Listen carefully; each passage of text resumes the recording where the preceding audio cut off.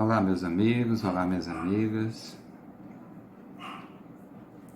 De retorno, continuando o nosso estudo, nosso trabalho em relação ao livro Palavra de Vida Eterna.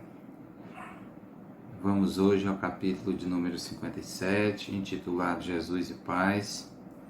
Antes de darmos início, queremos aqui rogar ao Pai, rogar ao nosso Mestre Jesus, aos benfeitores espirituais, nossos amigos do dia a dia, do cotidiano, que neste momento em que vocês nos assistem, vocês possam estar bem, possam estar em paz, vocês possam estar cumprindo aí com seus deveres, cumprindo com os seus compromissos, os compromissos de ordem material, os compromissos de ordem espiritual, porque esses são passos importantes, né? O cumprimento das nossas responsabilidades.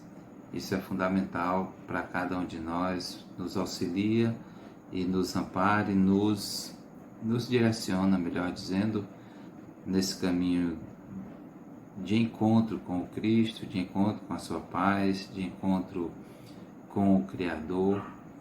Então, esse é o nosso desejo para cada um e para cada um de vocês.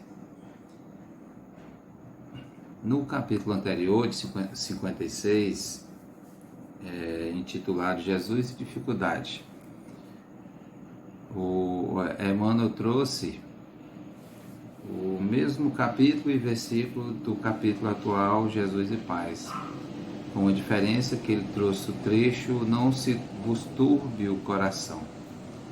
No capítulo atual, ele traz um outro trecho do versículo 27 do capítulo 14 de João. "Deixo-vos a paz". Uma frase muito conhecida nossa, né?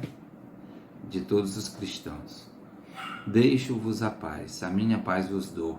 Não vou-la dou como o mundo a dá". Então, que paz será essa, né? Que o Cristo nos concede, que Ele nos dá? Que paz é essa que Ele nos convida a exercê-la? Que paz é essa que Ele nos chama, nos conclama a vivê-la, a vivenciá-la? Será que é aquela paz em que nós achamos que estamos em paz quando estamos numa rede, no ócio, ali só contemplando a natureza? É um momento, certamente é um momento em que nos traz uma certa serenidade.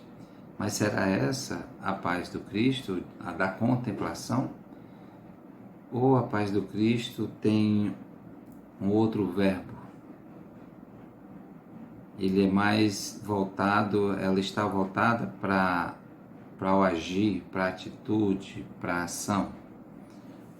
Vamos verificar aqui, né, no texto trazido aqui por Emmanuel, pelas mãos abençoadas do nosso querido Chico, o que ele nos convida, o que ele nos apresenta com esse título e com essa passagem do Evangelho de João. A paz do mundo costuma ser preguiça rançosa. Algo rançoso é algo que incomoda, né? É algo que nos traz, não nos permite estar em paz conosco mesmo. Ela é algo que traz um certo incômodo. A paz do Espírito é serviço renovador. E a gente vê a discrepância, né? A diferença que há. Preguiça rançosa, serviço renovador. E aí a gente já começa a entender qual é essa paz que o Cristo nos concede, ou que Ele nos chama a exercê-la. A primeira, a paz do mundo, é inutilidade. A segunda, a paz do Cristo, é proveito constante. O que será proveito constante? Como nós vamos conseguir estar constantemente, de modo cotidiano, cotidiano, aproveitando essa oportunidade de um modo constante, nós estarmos tirando proveito, não proveito pessoal, mas proveito no sentido das oportunidades que surgem para exercitar, colocar em prática esse chamamento de Jesus, né? Esse serviço renovador tão fundamental e tão necessário para o nosso porvir. Vejamos o exemplo disso em nosso Divino Mestre. Lares humanos negaram-lhe o berço, mas o Senhor revelou-se em paz na estrebaria. Quando de sua viagem com seus pais, ainda na barriga de sua mãe,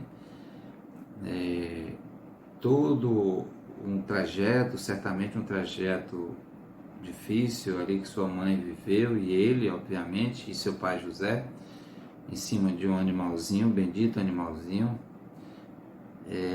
que conduziu o mestre naquele processo em que havia necessidade do recenseamento e que Jesus e Maria precisaram sair de suas terras para se dirigirem a esse local, que havia necessidade de fazer parte do recenseamento, né? E como havia um movimento muito grande de pessoas, certamente eles encontraram dificuldade pelo menos é isso que nos apresentam os textos, de serem recebidos. Até uma outra questão que diz respeito, José, como sabemos, já era uma pessoa com a idade mais avançada, e Maria ainda muito jovem. Alguns mal intencionados ali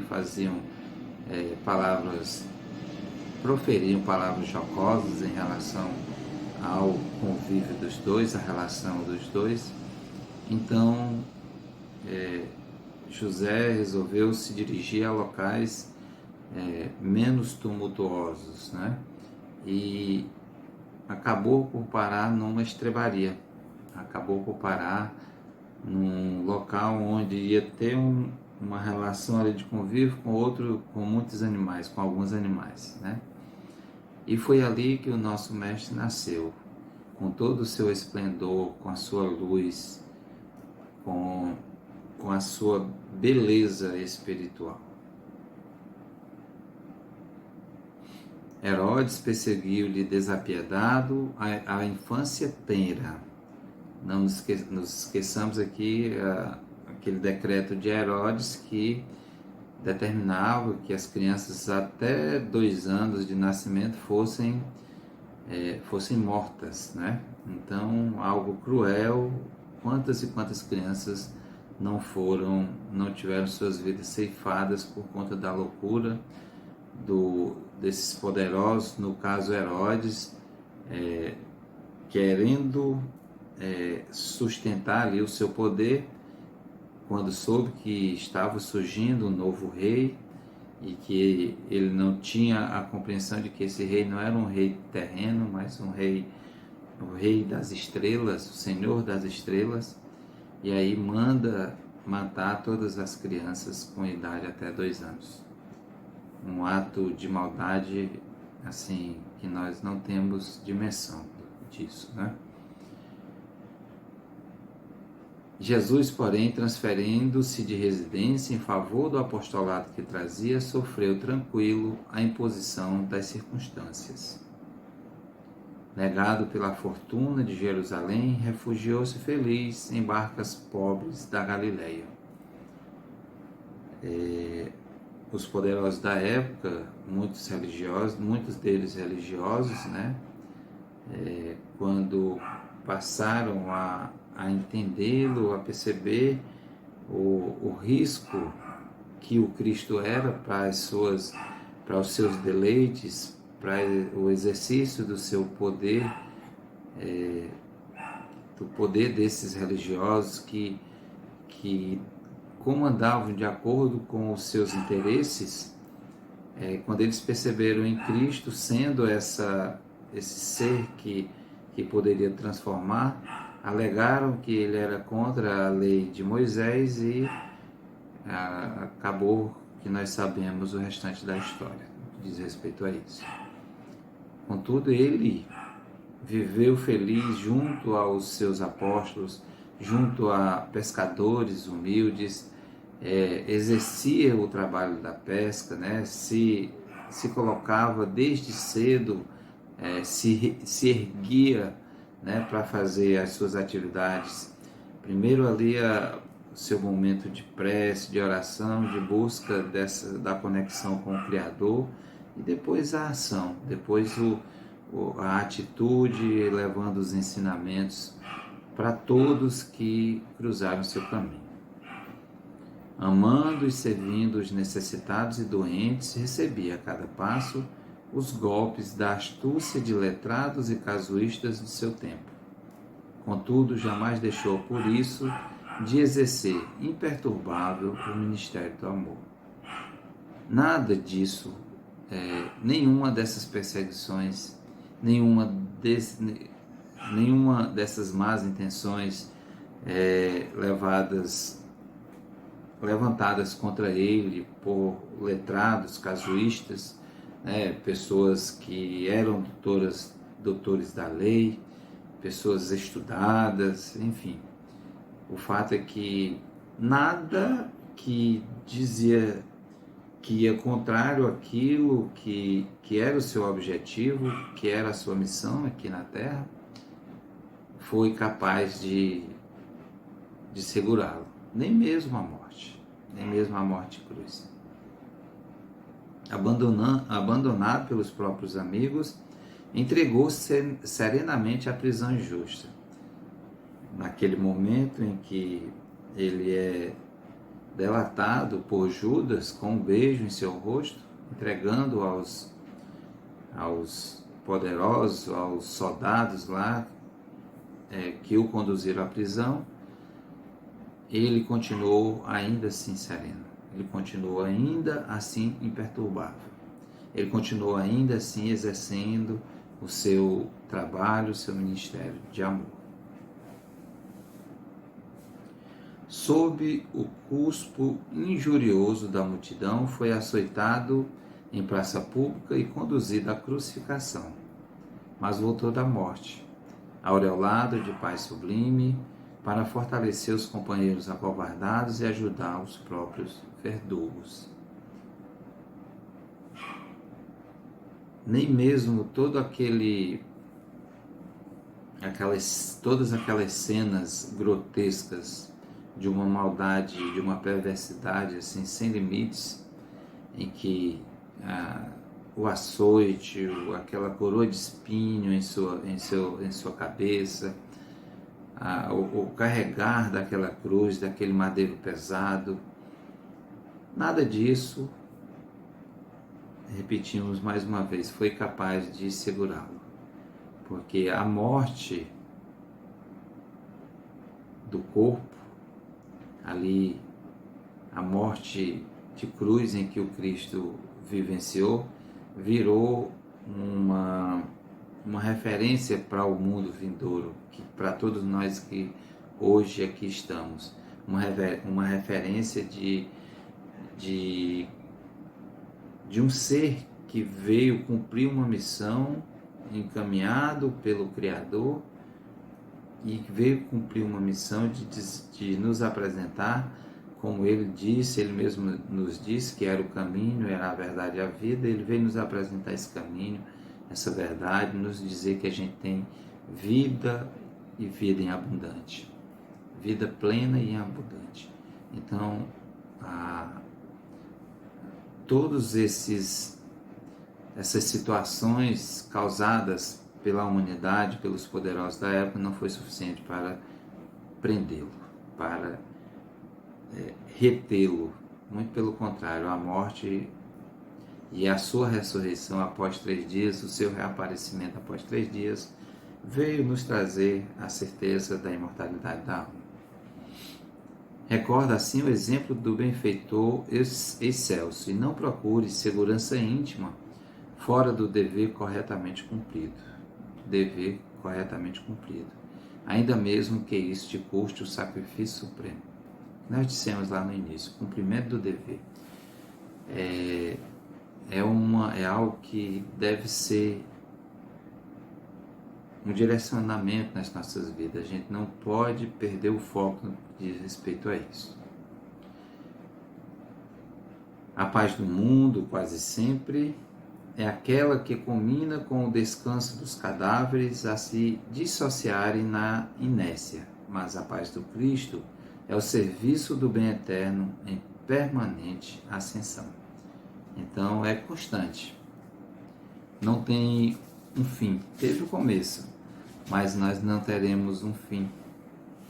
O objetivo, a lei é de progresso, a lei é de evolução, a lei é de nos conduzir a alçar voos mais altos, alçar voos espirituais, alçar voos de seres que compreenderam essas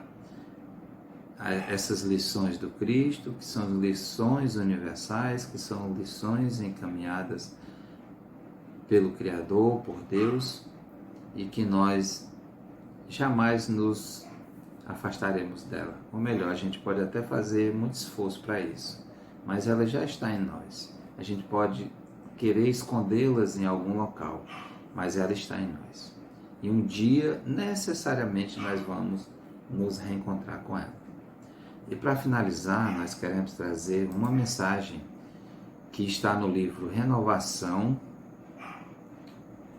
melhor dizendo, no livro Nosso Livro, o nome da mensagem Renovação, capítulo 31 desse livro, é uma psicografia de Francisco Cândido Xavier por diversos espíritos. Quem trouxe, o espírito que trouxe essa mensagem aqui foi Rodrigues de Abreu. Então vamos lá. Quando o espinho buscar-te o coração e puderes dizer, bendito sejas, quando a pedrada visitar-te o peito e exclamares, bendito sejas tu, quando a prova amargosa e redentora requisitar-te a casa ao pranto escuro, e lembrares que há sombras mais terríveis que a tua em muita gente. Quando inclinares teus ouvidos calmos à irritação e à cólera dos outros, perdoando as ofensas e esquecendo-as.